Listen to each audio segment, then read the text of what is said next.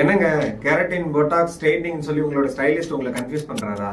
எனக்கு girly hair இருக்கு, இல்ல எனக்கு வேவி ஹேர் இருக்கு, எனக்கு கேர்ள்ஸோ இல்ல வேவ்ஸோ பிடிக்காது, எனக்கு வந்து ஹேர் வந்து போக்கி ஸ்ட்ரைட்டா இருக்கணும், எனக்கு ஸ்ட்ரைட் ஹேர் தான் பிடிக்கும் அப்படின்ற ஒரு கன்சர்ன் உங்களுக்கு இருந்துச்சு அப்படின்னா பிளைண்ட்லி நீங்க ஸ்ட்ரைட்னிங்கே பண்ணிக்கலாங்க.